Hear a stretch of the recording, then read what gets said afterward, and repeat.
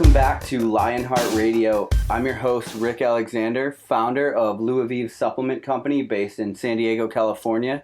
I'm joined today by my co-host, Claudia. Hi everyone, I'm Claudia Challoner, Doctor of Physical Therapy with MUMA RX and nationally ranked powerlifter. And we are here with Memo Ochoa. Hey guys, Memo here, co-founder of Louisville. So today we have a guest on. This will be our first episode with a guest. We have Scott Schwitzer. He's a co-founder of Proving Grounds Competitions. So Proving Grounds is a startup here in Southern California that focuses on functional fitness. They deal mostly in the CrossFit realm of things.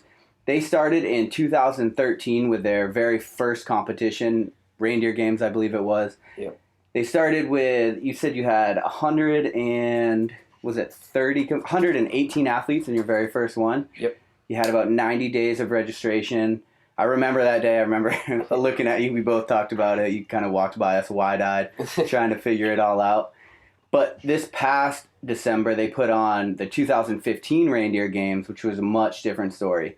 430 athletes registered. The whole event sold out in about 2 weeks. Yeah. And I remember the whole thing finished about 15 minutes early, or you guys were ahead of schedule. We were ahead of schedule, yeah. So, Scott, thanks for being on today. Thanks for having me. Yeah. So what we want to do today is we want to talk about whether or not competing is a good idea for you. So I know that Proving Grounds, like I had said earlier, you guys deal mostly in the functional fitness realm of things. You deal with CrossFit athletes mostly. Mm-hmm. But what I'd like to do is kind of talk today about whether it's a good idea for everybody to compete in their chosen sport. We are a podcast centered around the active lifestyle, so we kind of want to extrapolate what you've learned from Proving Grounds and kind of apply that to different hobbies across the board, if that makes sense. Yeah. So why don't we start from the beginning? If you want to, just kind of walk us through why you started Proving Grounds in the first place. Well, I guess it kind of goes back to when I started CrossFit. I want to say it was 2012, and I met Chris Boyd, who's the other co-founder of Proving Grounds, and we had done a couple competitions together, and we started talking about how could we improve what we already are experiencing, not only from an athlete standpoint, but from a spectator standpoint, what's going to be exciting for the crowd to watch. From a sponsor standpoint, how are we going to get locally grown companies more exposure in the CrossFit field, which is growing pretty fast. So I guess after talking for a little bit, we decided to give it a go, and we wanted to have competitions that not only cater to the games and regionals athletes, but the other 99% of people that go to the gym that aren't going to go to regionals. They're not CrossFit Games athletes, but they still like to go to the gym and train every day, and we want to give them an avenue to compete. And it's a good way to bring the whole entire community, especially here in San Diego. As we've grown, we've got we've known a lot of people, we've made a lot of good contacts, and had some really positive experiences. And for those that are listening to Lionheart Radio that aren't familiar with CrossFit, so the regionals in the game. So the regionals will be the qualifier after the Open, correct? Yes. So the Open will take place at CrossFit gyms, affiliates around the world. So the Open is completely open to pretty much anybody at a CrossFit gym, or even if you train at home, if you want to register for the Open. It's a series over 5 weeks. Workout is announced. You perform the workout either at your gym and have someone judge you and you submit your score, or if you're outside the gym, you can videotape yourself and submit it. And then from there, the top percentile of athletes then move on to regionals, either as a team or an individual. And then from there, it's narrowed down even further. And then pretty much the best of the best go on to compete at the CrossFit Games. So, I mean, this isn't an exact number, but I would say probably less than 1% of athletes out there actually make it to regionals, let alone the CrossFit Games. That start the Open, you mean? That start the Open, correct. Yeah, we looked at it this year. We were considering making a documentary on the whole process, and I think it was 0.001% of people that start the Open that get to Carson. Yeah. Which is where the games are. Yeah. Not everyone's going to make it there. Yeah, for sure. So you guys, basically what you do is you give all of the people that do CrossFit an opportunity to compete in their sport without having to make it to that really elite level. Exactly. And so when you look at a CrossFit gym, across the board, you're going to see a lot of ex-high school athletes, college athletes, and just people that have just been athletic their whole life and want to continue to train and compete. Maybe they're not playing football or baseball anymore, but they're still competitive. And again, like we said, the very small percentage of people that actually make it to regionals or the games leaves a huge crowd of people that have nowhere to compete. And so we want to give them that opportunity. So we have beginner division where there's people that, maybe have only been doing CrossFit for a few months, all the way up to our advanced division where we have, multiple time games athletes that compete with us. And so it's really a broad spectrum. We can kind of cater the workouts to anybody. Gotcha. And you guys were one of the first in Southern California to do this, right? Yeah, I mean, before us, there was a few local competitions that happened, here and there throughout the year. But we wanted to create something with a little more consistency where, when we would have our competitions, athletes would know what to expect as far as, good quality programming from us, events run in a timely manner. We're not going to be running, late and keeping you there all night. And the same thing from a spectator point of view. We want to make it spectator friendly so the crowd can be engaged. They understand what's going on. They're able to get close enough to cheer for their friends or their teammates. And then the same thing from the sponsor side. The people that help us put these competitions on, we want to make sure that it's beneficial for them too, with giving them enough publicity and making sure that they're front and center in front of everyone during these events. Yeah, and the entrepreneurial community in Southern California around fitness specifically it's huge. So this is definitely a good market. Yeah, for that. sure. Yeah, we were. So our company, Movement RX, was at your guys' event, and I'm pretty sure we treated over 100 athletes. Yeah. My forearms are still suffering right now. But yeah, so it was a very busy day for us. But also just getting that exposure, so we're a local company, so it's really awesome. Mm-hmm. Great way to get our name out there and educate people and on, how to move well and let them know that we're here. Yeah. Absolutely. Yeah, it was good. I think we sold over 100 individual cups of creatine coffee. So, I mean, we were the source for coffee at the time. So, and I'm pretty sure we gave at least 3 of those cups to you to keep you going. Yeah, they were needed on that day. So what I want to do is I kind of want to talk about who I guess should be competing in CrossFit. So I was lucky enough when you guys put on the very first Reindeer Games, I went to your gym, CrossFit ATR, and I had only been CrossFitting for about a month, but my competitive side, I mean, competition just speaks directly to my soul. Mm-hmm. So I signed up with basically no experience whatsoever. And I paid for it for a few days, which, good, bad, or indifferent, it was a great experience. But So what I want to kind of do is talk about we'll start with CrossFit and then we can kind of move out from there. But who do you think kind of would be your ideal demographic? I know you guys talk that you have beginner all the way to advanced, right? Mm-hmm. So let's start all the way from the beginner level. Is there a quota that you would say or a specific time that somebody should be CrossFitting before they... I mean, I think it's going to be different for each individual athlete. Like you said, you didn't really have any CrossFit experience, but you did have, athletic experience in the past that helped translate into CrossFit. So again, I mean... Everything but double unders and pull-ups. Kipping pull-ups. The kipping pull-ups. There's going to be a lot of strict pull-ups.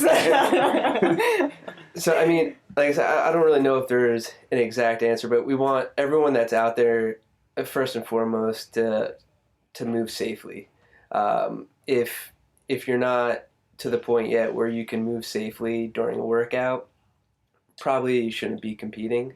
I think I would agree. You would probably agree with that. So as far as the beginners go, we scale the workouts down for beginners to make it something that we think that most beginners should be able to handle. The weight's not too heavy, the movements aren't too complicated. But even if at that level, if they are, we do offer the available option for them to scale down even further during the competition. But as far as saying who can and can't, I would say the first thing would be if you can move safely and you can do the movements correctly and you have a desire to compete, the beginner division is a good place to start. And unlike the CrossFit Games, you guys release your workouts in advance. So yeah, an athlete can work through those movements and know whether they can do them correct or not. Exactly. Most of our workouts are released at least a month prior to the event, which in a way I also think is beneficial for that athlete training if they're in beginner. So this year at this past competition, for beginners, we usually don't have them doing pull-ups just in the beginner division, because a lot of times a lot of beginner athletes don't have their pull-ups down yet.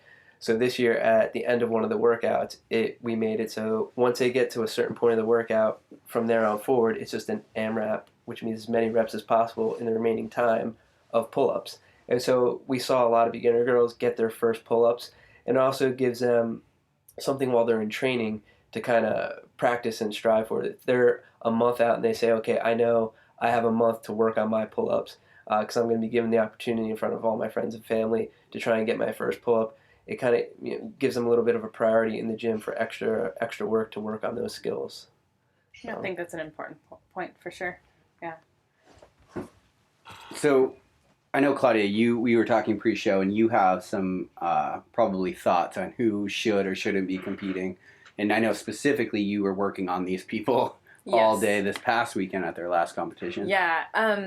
So we've worked several Proving Grounds competitions. So I've worked on a lot of athletes, and I've treated a lot of athletes outside of just the event day.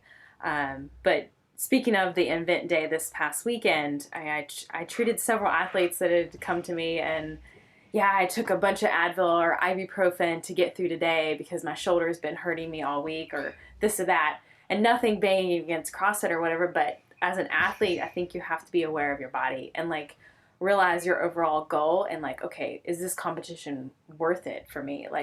Maybe I should wait till the next competition and then really have a healthier, body at that point and then compete then. So I think it's all about being aware of your body, leading up to the competition and making sure that your body is moving smoothly. And if it's not moving smoothly, maybe you should have someone look at it beforehand, because I see a lot of people come to me and so I've had a shoulder injury for about 5 months. I've got to do pull-ups today, but I haven't done pull-ups in 3 months. So if you could just fix it, then that'd be great. Hold on just a second. Let me go get my magic wand. I'll be right back. So I understand, I love being there for the athletes, but you also have to be aware of your body and know your own limitations and what you can and can't do, or what you should be putting your body through, and your longevity of what you want to do. And the competitions, if you want to do competitions 2 years from now, maybe you should take care of your body just a little bit better now before you try to jump into some things.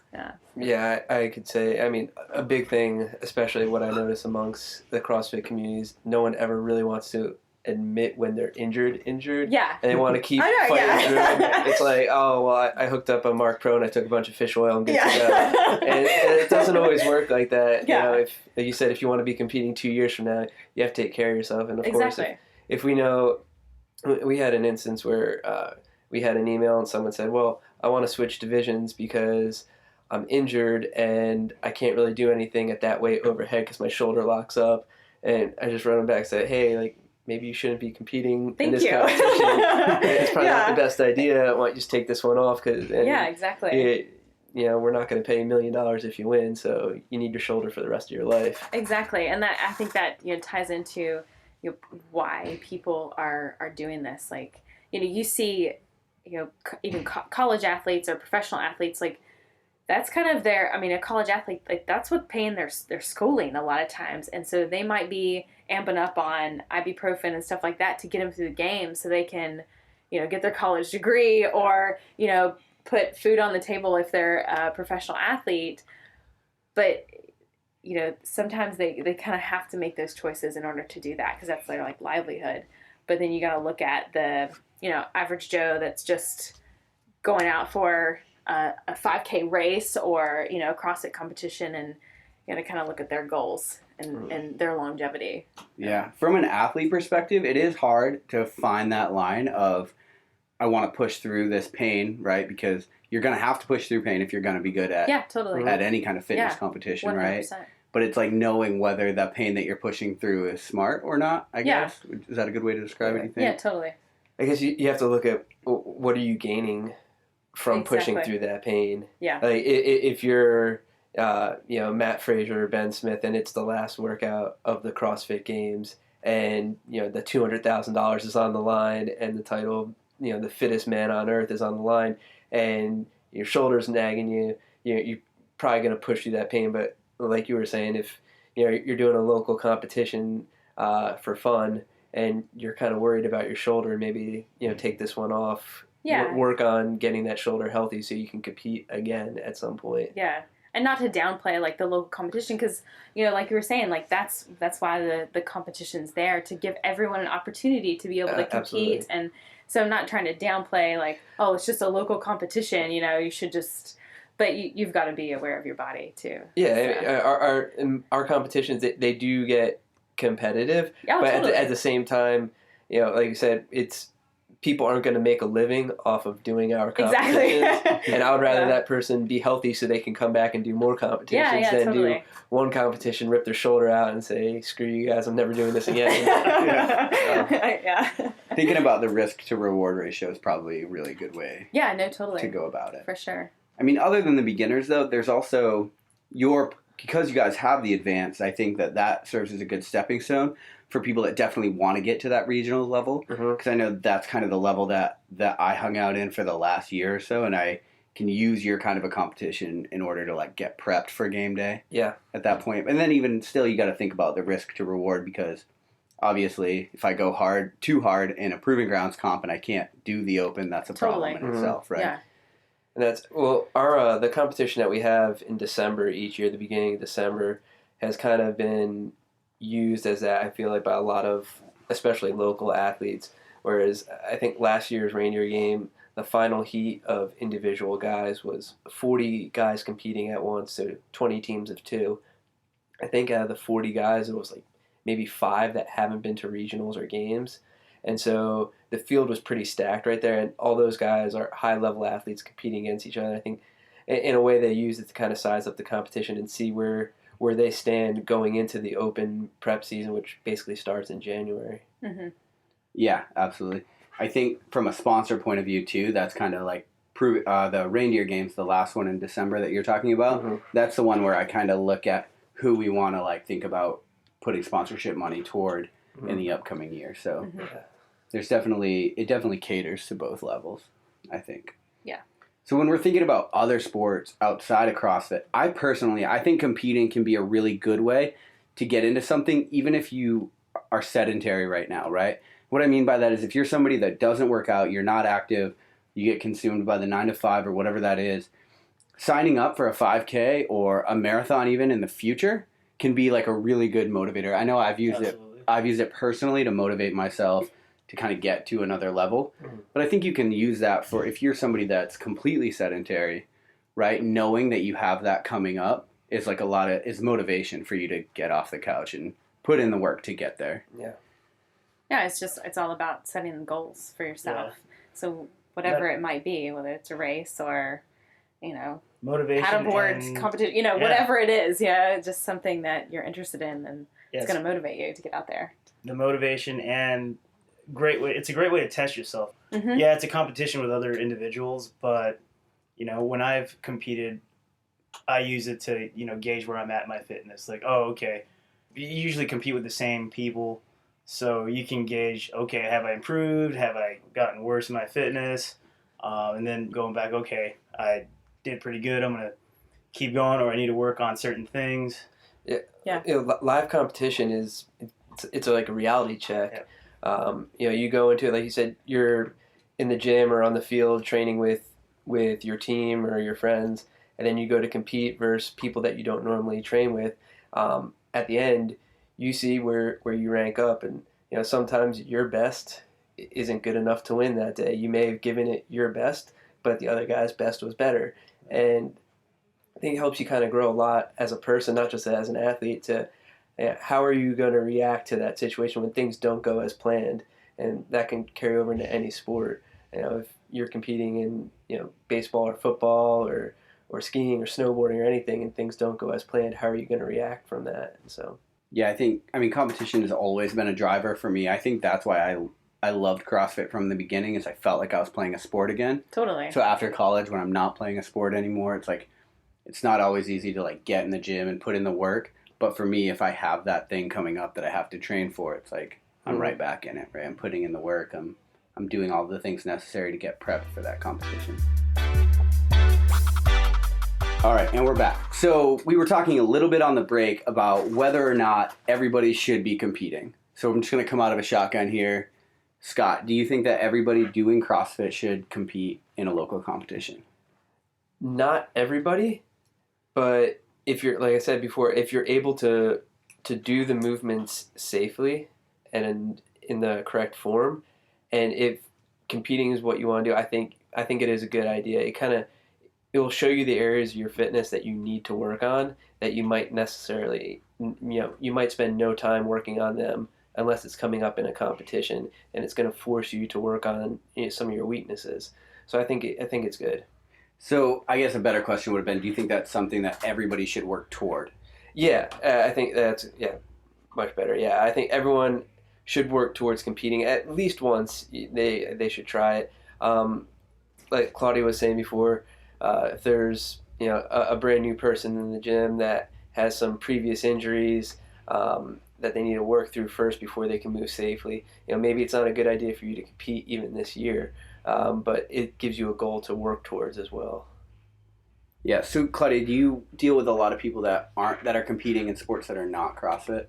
Yeah, quite a few. You guys have athletes from all over. Yeah. I work with a lot of older people that just like hiking. So kind of what we were talking a little bit on the break and stuff, I have several people that I work with that, going back to that goal setting, that have just like set a hike up with their friends. It's going to be a very challenging hike, so that's what she's training up towards. So it's going to be grueling for her, and that's kind of her competition, let's say. Like internal competition. Yeah, exactly. So, and I think that's really awesome when people can kind of set that stuff up. So it's not necessarily a competition against other people, but just with herself. Yeah. Like you were saying, yeah. Yeah, I think that's something really important for the listeners, is trying to figure out exactly what their competition should be, right? So like totally. You mentioned, a hike is something to work toward depending on where your fitness level is. Yeah.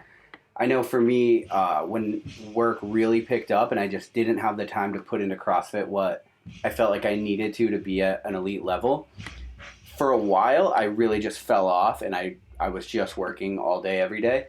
And then what I knew would get me out of that was finding a competition to do. And like I said, what I did is I signed up for a 100-mile race. So by the time this episode airs, I will have already run it. And it's, so I don't know if that was successful or not. I guess we'll see once it actually airs. But yeah, I don't know where I was going with that. But basically, I think that people should really consider trying to figure out what their hike is, right? Or what their competition is. Yeah. And I think too, some people, we've got to keep in individuals, because all of us, we kind of our fitness is like our goal. We have different competitions that we want to do and things like that.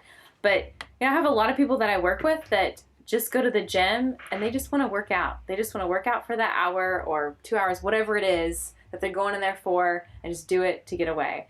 Maybe their competition is somewhere else in their life. Maybe it's, via work. Maybe they're trying to really excel with work or whatever it might be that. So, maybe their competition doesn't necessarily have to be like within the fitness realm. They just like going out and doing their hike or that's doing their outlet. Yeah, exactly. So that's kind of like a different perspective on it, but. Yeah, I know for me, fitness, sometimes it's therapy, and then sometimes it's exactly to get better. Right? Yeah, totally. So I know that probably a lot of people that listen to this show, they own gyms or they're really into the fitness scene. Maybe they own another company within the fitness scene. So let's talk a little bit about the logistics of putting on a competition. So it's something that we've messed with a couple times. Lou Aviv has tried putting on a few different competitions. We found that putting on events that aren't competitions actually speak better to our audience. But it's still a logistical nightmare. Mm-hmm. And I know that you guys now, you've put on, how many have you put on at this point? Oh, I don't know. I think it's over 10. Yeah, it's about 3 a year, right? Or 4 a year. Yeah, it was 4 a year. This year we're trying to focus it on 3 larger events. So, as far as putting on these events, there's a ton of work that goes in before game day even happens. Take example, in December we go to Del Mar. We went there last year. We're going back to the fairgrounds again this year. The first round through, it was about 3 separate trips up there, looking at a couple possible different venues, taking some measurements, going through logistics of what size rig we could fit in there, how many people we could fit in there, entrance, exit points, the whole 9 yards. Once we decided on the venue, then we have to decide on the floor layout, and there's a lot that goes into just the layout, where we're going to be placing sponsors, where the competition rig is going, where the warm-up area is, where judges and staff are going to be hanging out, where the scoring's going, where do we need electric, all these little things that add up. How many bathrooms will we need? How many janitors will we need on staff? A lot of this stuff. Once we decide that and we start, sometimes we have some programming done beforehand. Once we start really diving into the programming aspect of it, then the main part comes coordinating with our equipment provider, Forge Fitness, making sure that, our equipment order, they're going to be able to get us what we need, and they always do. And then getting it there the day before, getting volunteers there to set up. We have a great relationship with the Marines, and they send down quite a few volunteers for us at each of our competitions that help set up the rig, take it down, move equipment during the day. We usually have about at least 20 of them on staff. Then we have somewhere, for reindeer games, we had 40 judges and all volunteers. Then between judges, volunteers, and staff, I'd say it takes about 80 people to get that event run through the day. That's bigger than I thought. Yeah. Yeah. Yeah, there's a lot of people that are working behind the scenes on the day of, getting that taken care of. And then, so usually on the day of, I'm there about 4 to 4:30 in the morning, and we are done tearing down usually around 6 o'clock at night, and that's because we run on time. But if we didn't, we'd be there much later. No one really wants that. I think everybody always thinks about the fact that you have to coordinate assets, and then they don't think about all like the vendor placement and where the athletes are going to line up. Or the electrical supply. Right. I was like, Yeah. oh yeah. Yeah. And believe it or not, that from a vendor perspective, that is like a reason that, I've been involved in every Proving Grounds competition, either as an athlete or a vendor. But going forward, that's like one of the things that as a vendor will always be involved, because there's been other competitions we've done where they've put us in the parking lot, right? They just were like, you're going to go over there. Usually we don't. Just nothing around, like, all right. It'll be like 3 hours. We won't see a single human being. And I'm like. One of the things that Chris and I, when we sit down and design the layout of the field, and one of the main things, like I said, of the sponsors, because you guys are a big reason why we can do what we can do, is with your support, is we want to make sure that you guys are getting traffic in front of you. Like, we don't want to stick you outside in a parking lot or off in a corner where no one's going to be walking past you. So we say, okay, if we're going to have the field of play over here and the warm-up area over here and on-deck circle over here, where are we going to put athlete, like Tent City, or where are the athletes going to hang out in between events? And how can we make sure that they're walking in front of our sponsors, on the way to wherever they need to get to warm up. Mm-hmm. You guys do an awesome job with that. Yeah, like he just said, a lot of competitions, coordinators don't really think about it. They're like, oh, we're just gonna stick people here, vendors over here, and then everyone's more focused on just like the layout of the actual rig or whatever. And we always like to surround the rig with our sponsors. That way, and there's some cool photo ops there too as well. Yeah, absolutely. Mm-hmm. So, I think that's something that people can think about going forward if they own a gym or are considering putting on an event. Think about all of that prep work, because it's kind of like, say you watch a professional baseball player, right? You watch them and you're like, well, I can swing a ball. I can swing a bat and hit a ball, right? Like, that doesn't look that hard, right? But you don't think about the hours and hours and hours and sweat and blood that they put in behind the scenes. mm-hmm. And I think putting on a competition there's so many moving parts. It's much the same. Yeah. And going on doing this for around 3 years now, there's a lot of things now that when they happen, it's just like, oh, okay, we just, either Chris or I can be like, okay, I'll handle that real quick and just deal with it. Whereas if that happened 2 years ago, like Memo say, I'll run around with my eyes popping out of my Yeah. head, looking like I was about to pass out. Yeah. And so it's we've kind of streamlined the process a little bit, and there's a lot of things that pop up each time. Just you have to kind of go with the flow and get them handled as quickly as possible. Yeah. Sounds like any kind of startup, honestly. Yeah. What has been your favorite venue so far? Oh man, that's tough. I really liked where we just were down in IB. Yeah. That was a That really was a good, great yeah.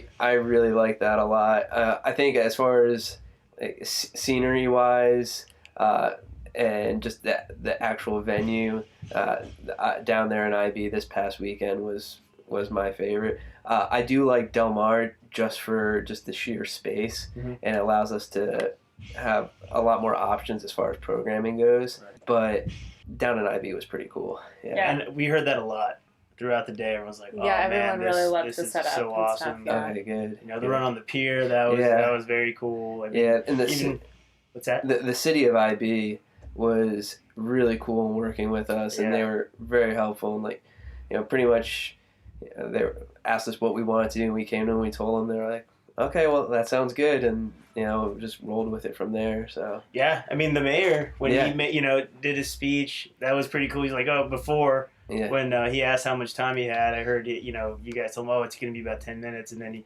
he's like, okay, I'm going to go catch one wave. yeah, So he goes out, catches his one wave, comes back, addresses everyone, and I thought that was really cool. yeah. He's a really cool guy. He actually came up to Chris and I at the SoCal Fitness Classic last year. I forget, it was October or September. I forget what month it was, but he came up to us and we were in Encinitas, and his son had just competed in our event. Oh. And he introduced himself. He said, "Hey, I'm Serge. I'm the mayor of IB. I'd love for you guys to come down and have a competition down there." And I'd never been to IB Right.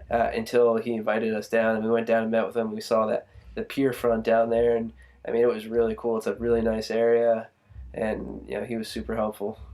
Yeah, IB's definitely come up in the last few years. That's my hometown, so yeah, it's awesome going back down there. I don't live there anymore, but it's awesome going back down there and seeing all the the upgrades they've done. Yeah, it was really and all nice. the support that they're giving you guys. We've been talking to them as well. So Yeah, they're doing some cool things down there. Yeah. They're definitely putting fitness and the active lifestyle first. Yeah, his goal is to make IB, I think, the fittest town in America, right? So I really loved his speech, just talking about like wanting everyone to be like into fitness and stuff, and just getting out and moving. So yeah, I really enjoyed that. I hope he runs for a higher office. Actually, Yeah, we need that.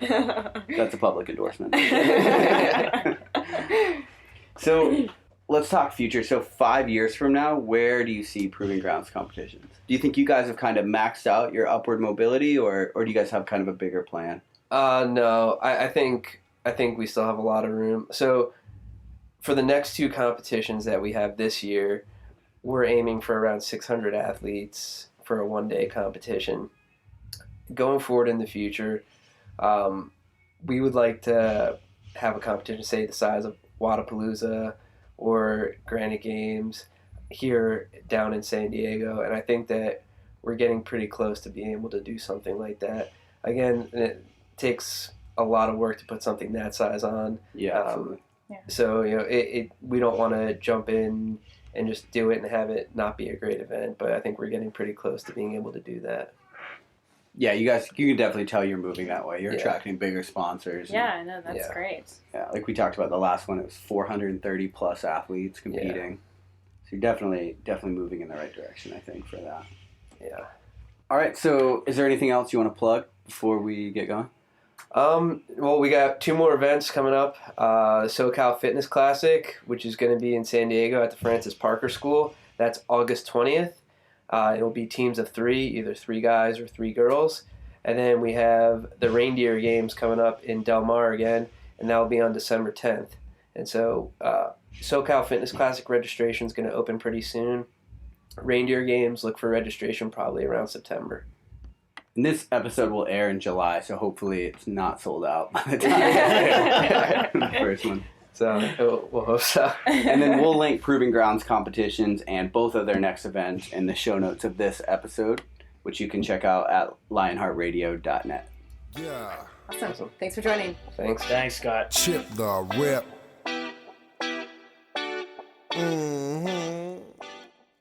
Bitch, I feel good. Thanks for listening to Lionheart Radio. Don't forget to rate us and download our other episodes. For your supplement needs, go to louisvive.com, and for your sports therapy needs, visit movement-rx.com. Cleveland is the city where it's hustle or you hopeless. And my closet like a stove, bitch. Only difference is you ain't gon' find this in no stove, bitch. I'm fresher than your whole clique.